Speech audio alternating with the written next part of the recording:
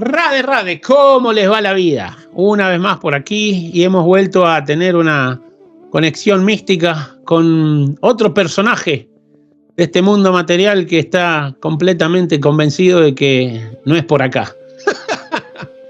Y se ha dignado a darme ese placer de poder tener una charla a la altura de las circunstancias. Como todos ustedes saben, cuando uno incrementa su percepción de la realidad de sí mismo, se van achicando las personas que pueden tener acceso a uno, porque uno empezó a pensar de una manera diferente. Yo de verdad que estoy agradecido, no por compartir este video, no es una cuestión de que voy a tener un video en YouTube donde tenga, para mí es un placer gigantesco tener la oportunidad de poder charlar con gente que entienda de lo que hablo. Porque no, te debe pasar a vos. Se los presento y es más, que él se presente solo. ¿Con quién estamos hablando? Pues estamos hablando con alguien a quien suelen llamar Vicente. Le pusieron un nombre que es Vicente Merlo de apellido y Lillo de segundo apellido para no olvidar a la madre. Y la verdad es que a mí me gusta decir, como comentaba, que soy impresentable. Cuando me dices que me presente, impresentable. Pero claro, esto se puede entender mal. No es en el sentido habitual, sino es por la conciencia de que aquello más fundamental de nosotros mismos no se hace presente con facilidad. Pero bueno, voy a aclararle unas cosas, tengo que pararlo, porque está siendo demasiado humilde. La verdad que estamos ante un profesor de filosofía muy renombrado, escritor de libros, y quiero que me cuentes de esa parte tuya. Tranquilo, vos mandalo, que la gente, ¿para qué se...? ¿Sabés cuál es el punto principal? A mí, y igual que vos, nos molesta hablar de nuestras glorias. Pero son logros kármicos que tuvimos para que la gente se dé cuenta que no estamos rascándonos por acá. Muy bien, pues entonces nos ponemos... Espera que coja el sombrero académico. Yo estudié filosofía, queda muy bien decir que uno es doctor en filosofía, pero hice mi doctorado en la India por una serie de carambolas. Mi alma quería volver a aquellos lugares en los que había estado varias veces anteriormente y a través de una beca conseguí estar 2 años, concretamente primero en Bombay, hoy Mumbai, y después en el ashram de Sri Aurobindo, en Pondicherry, porque la tesis doctoral en filosofía la estaba haciendo sobre él. Entonces fueron 2 años fantásticos. Mientras tanto, al ir terminando la carrera de filosofía en Valencia, España, fui descubriendo tanto Oriente como lo que me gusta llamar enseñanzas esotéricas contemporáneas.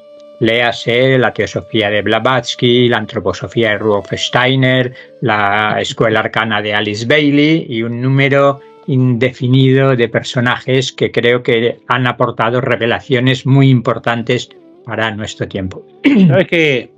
Te interrumpo un segundo. Sí, Steiner, sí. Para quien no sabe, porque Blavatsky es conocida, pero Steiner no tanto, aunque si uno hurga un poquito por ahí se puede encontrar con Steiner. Steiner fue la primera persona que dio una conferencia de Bhagavad Gita en Europa en 1902. 1902, y Steiner no era hindú. Yo llevé a mi hija, la única escuela que tuvo mi hija, que la estuvimos 5 o 6 meses, es una escuela Steiner que costaba una fortuna, $400, $500 al mes. Pero como soy un brahmana experto en rituales, al cabo de unos meses empecé a ver que estaban haciendo rituales con los niños. Y eso no es Steiner, igual que en una escuela Montessori, alguien puede que está en las bases Montessori, no era María Montessori, sino las personas. Hay veces que el gurú es puro y los seguidores no, y utilizan la sombra del gurú para hacer sus deseos, ¿no? Pero Steiner, un lindo personaje, ¿no? Yo suelo decir que es el investigador esotérico arquetípico. ¿Por qué? Porque centrémonos en los 3 que he mencionado, tanto Blavatsky como Bailey, como tantísimos otros, no investigan ellos personalmente, sino que reciben transmisiones, o telepáticamente, o a través de canalizaciones, que diríamos hoy, pero Rudolf Steiner es aquel que desde muy pequeñito ha despertado sus facultades sutiles, parapsicológicas, espirituales, y se va a leer los registros akáshicos. Él ha despertado su intuición y tiene un rigor científico, esto es muy importante. Él fue el editor y el que conservó y el bibliotecario de las obras completas de Goethe. Apreciaba mucho la obra de Goethe. No solo eso, era el encargado de crear los rituales masónicos originales. Imagínate eso, ¿no? O sea, de una manera u otra, yo creo que una de las más grandes carencias que hubo en Occidente, en las grandes mentes, fue el patrón básico de la India, o de la filosofía, no de la India, el Sanatan Dharma, la filosofía del Sanatan Dharma, que es la base de las tres piernas, ¿no? Guru, Shastra y Sadhu. Cuando una persona necesita confirmar algún tipo de idea para saber si es fidedigno o no, sea cual sea la tierra plana, la reencarnación, el karma, cómo actúo en mi vida, qué camino tomar, no importa lo que sea que querramos analizar, en los Vedas siempre se basaban en analiza qué dicen los Shastras, las escrituras reveladas que generalmente están traducidas del sánscrito original. Los sadhus, que son los sabios, ¿no? Por eso se dice, hay un mantra muy importante en el Chaitanya Charitamrita, que son dos mantras en realidad, pero yo siempre los uno, ¿no? Porque le preguntan a Chaitanya Mahaprabhu, que es la última encarnación que vino de Krishna en Kali Yuga, la única que vino en Kali Yuga, pero porque Krishna no vino en Kali Yuga, estuvo en Dwapara Yuga y entró en Kali Yuga, ¿no? Pero a Chaitanya Mahaprabhu le preguntan cuál es la esencia del avance, de la evolución de la vida espiritual. Y él le dice, no le dijo canta el mantra, no le dijo hace la adoración, no dice Sadhu Sangha Lava Matra. Sadhu Sangha, Sadhu sabio, Sangha asociación. Lava Matra es este tiempo. En la cronología del tiempo védico, un Lava Matra es esto. Esta cantidad de tiempo es un Lava Matra. Y dice que la asociación con un sabio por ese instante de tiempo es suficiente para erradicar de tu vida todos los miedos que existen. Y el miedo en el Bhagavad Gita se explica que es la ignorancia de quienes somos. Y en contraposición de Sadhu Sangha Lava Matra dice Asat Sangha Tyaga. Asat significa Sat Chit Ananda, la composición del alma. Sat, eterno, Chit, conocimiento, Ananda, felicidad. Asat, en sánscrito, cuando le pones una A a una palabra, es una negación de esa palabra en sí. Asat significa aquello que no es eterno. Sangha, asociación. Tyaga, renuncia. Renuncia a la asociación con personas que hablan de lo que no es eterno. Y ahí es donde está cómo se nos complica la cosa. Porque eso es lo que voy, ¿no? Que Guru, Shastra, las escrituras, el Guru, el maestro y los sabios. Pero ¿y dónde encontrás eso en Occidente? Con razón termina uno no hablando mucho, ¿no? Ahí está el punto. Ahí está el punto. Ahí está el punto. Después de haber hablado excesivamente. Pero déjame que diga algún apunte de Rudolf Steiner, solo que efectivamente las conferencias, la mayor parte de sus libros en realidad eran conferencias que pronunciaba.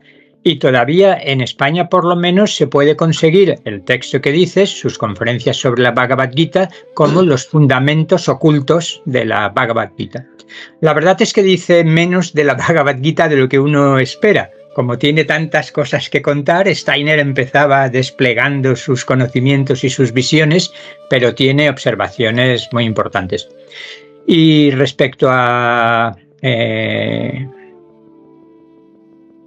Krishna Chaitanya Mahaprabhu, sí. Me encanta el arquetipo, él, por otra parte, de primero el académico, ¿no? Célebre, estudiante, estudioso, y después cuando descubre el Bhakti o la Bhakti, llega por los pueblos cantando el Hare Krishna por todas las calles y casa a casa, ¿no?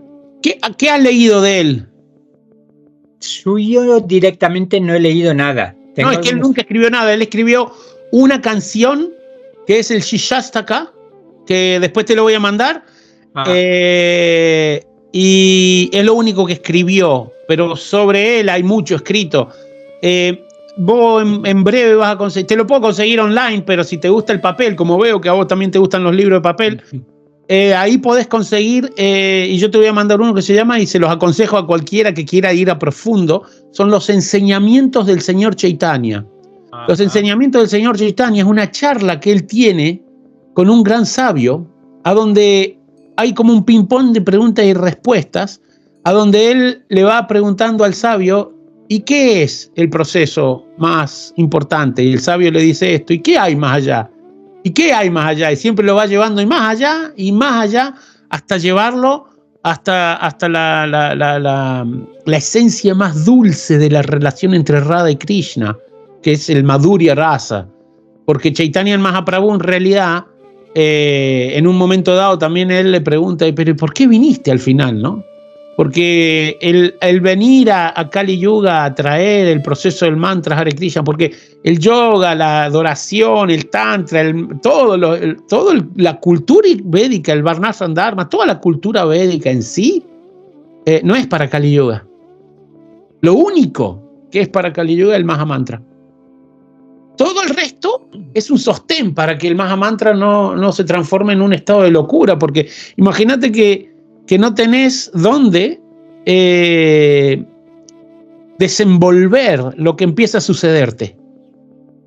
Y en una cultura como la India, porque es más o menos donde podés, porque en la India es lo que te pasa a vos, me pasa a mí, a tantos otros que viven en Occidente, que practican en su casa, salen afuera de la casa y sigue estando el manicomio ahí, ¿no? Recuerdo que me gustó mucho un libro sobre la biografía y las enseñanzas de Chaitanya. El título creo que era Bhakti Schools of Vedanta, las escuelas Bhakti del Vedanta. No recuerdo el autor, sí. de la Ramakrishna Orden, y me pareció muy acertado, porque supongo que compartimos, por lo poco que nos conocemos, la crítica que le hace y dice, bueno, algunos estamos ya hartos de que se identifique todo el hinduismo con el Vedanta, todo el Vedanta con el Advaita y todo el Advaita con el que va al Advaita de Shankaracharya. No, ya que llamás este punto, voy a aclarar algo. Probablemente tú ya lo sabes, ¿no? Para la mayoría de la gente que no sepa y que les interesa lo que es el hinduismo no existe.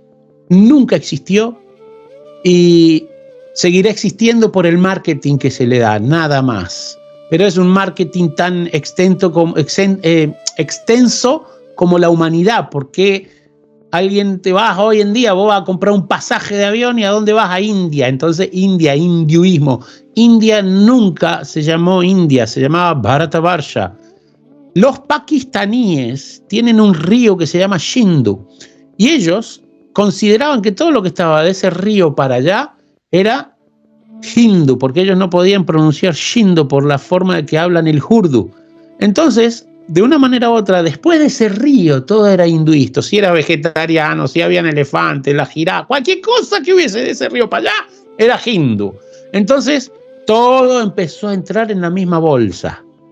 Hasta el día de hoy que los hindúes, porque después vinieron los británicos y asumieron esa idea del hinduismo. Entonces, de ahí en adelante, hasta hoy en día los propios hindúes salen al público a defender el hinduismo y hoy en día tienen a un buen presidente que quiere volver a traer la idea que se llama Bharatavarsha, ¿no? Porque Bharatavarsha, para quien no sabe, era el planeta entero. Todo esto, las islas que vemos hoy en día, Sudamérica, Norteamérica, África, Europa, todos eran Bharatavarsha. La gente viajaba con vimanas, viajaban con naves que se movían a la velocidad de la mente. Cuando empecé a estudiar los mayas,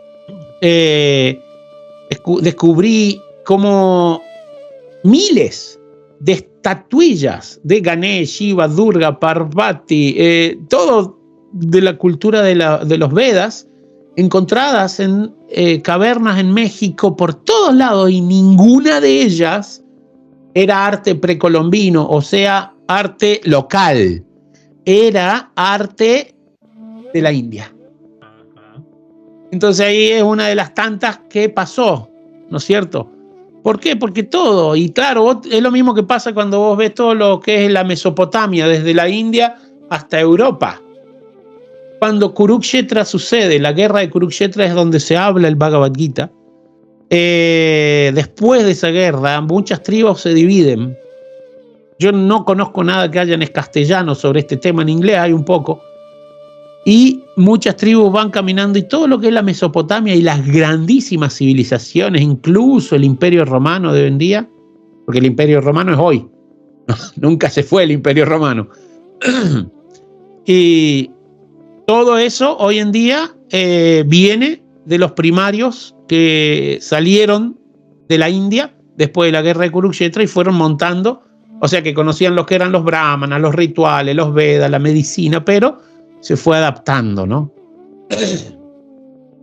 Y se fue perdiendo, porque en Kali Yuga todo se va deteriorando. Kali Yuga es una de las eras donde en realidad tenemos la fortuna más grande que existe, porque la edad del cuerpo disminuye dependiendo en las eras donde estamos. Y en realidad 100 años, si es que llegás a 100, 80, son nada en la eternidad. Y en ese proceso tan chiquitito de nuestra vida, tenemos la capacidad de autorrealizarnos. Tenemos la oportunidad de trascender el cuerpo material. Tenemos la fortuna de salir del ciclo de nacimientos y muerte. La gente, si tuviera la memoria de todos los nacimientos que ya tuvo, y las veces que fue esposa, esposo, hijo, padre, animal, árbol, de todo, diría... El desapego sería bestial. Es lo mismo, yo le digo a cualquier persona que come carne, que vaya a un matadero y quiero ver si aguanta comiendo carne. Es tomar conciencia con las cosas directas, ¿no es cierto?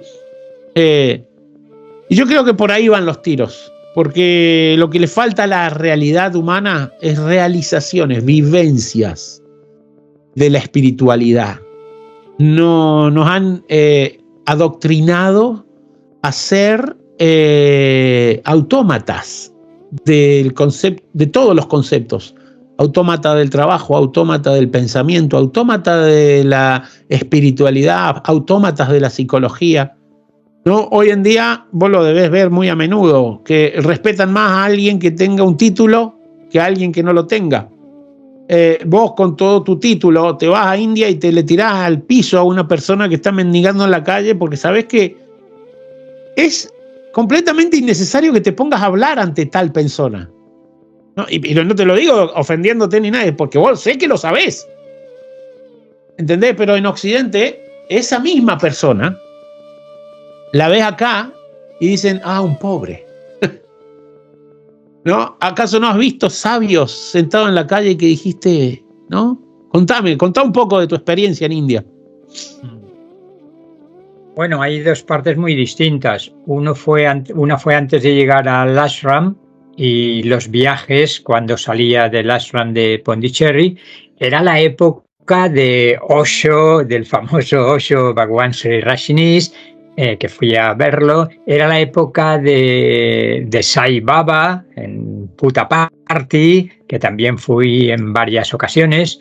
Y claro, la India de los viajes, la India de los pueblos pequeños, es la India dura, por lo menos para el occidental las primeras veces, ¿no? Entonces, ahí hay toda una experiencia.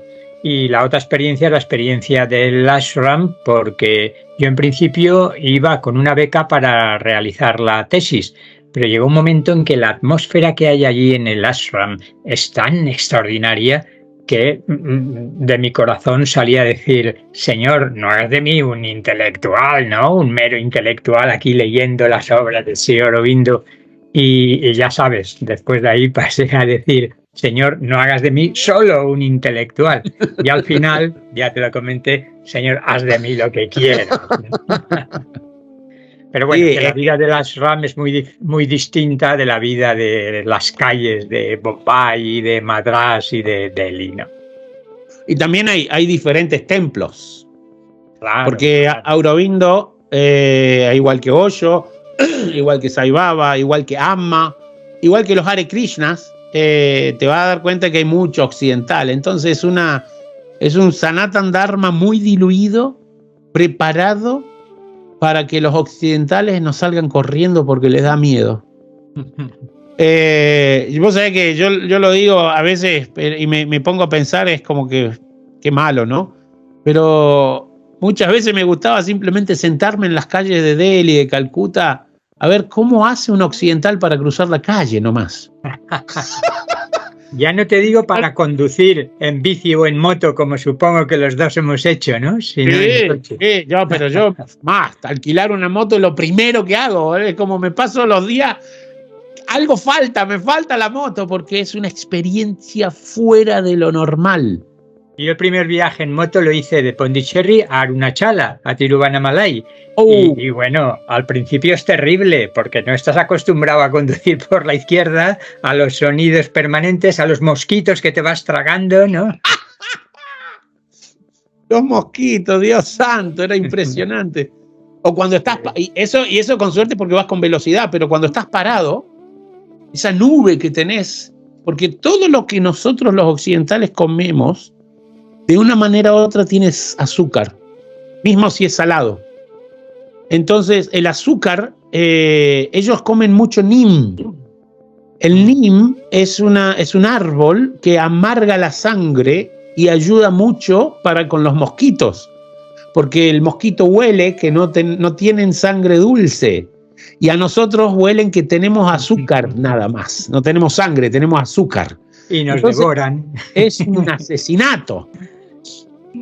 Entonces es interesante, pero yo le aconsejo a cualquiera que esté por ir para India y que vaya a ir a India o que cualquier cosa, primero y principal, que si quiere ponerse en contacto conmigo, no lo duden lo más mínimo. Soy experto en la India, en lo que son viajes y todo eso, y me encanta ayudar. Y segundo, que se tire al menos un mes, porque todo el mundo va a India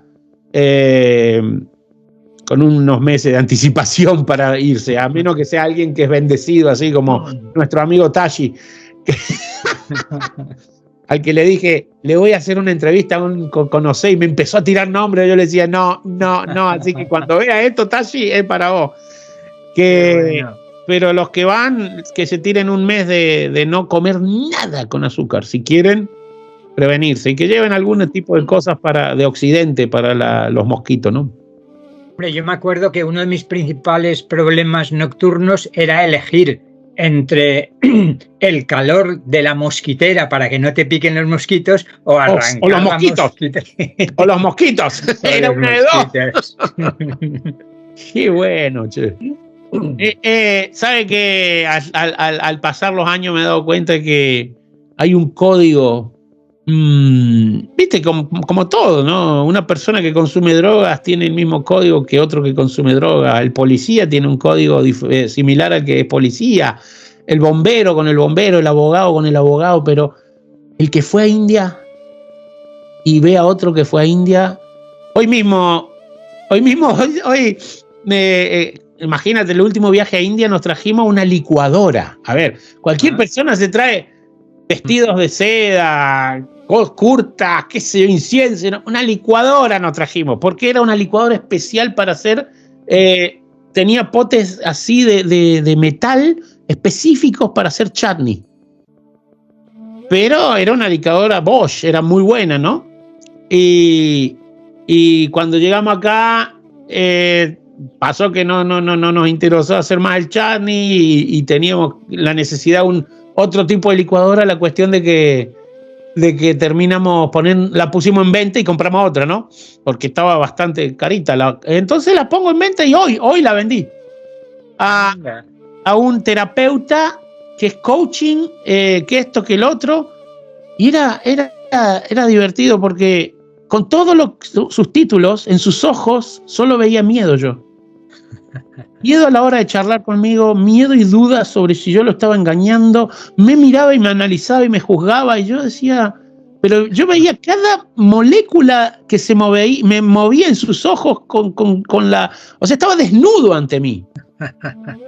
Y Y cuando al final se estaba yendo, le aconsejo, trata de ir a India.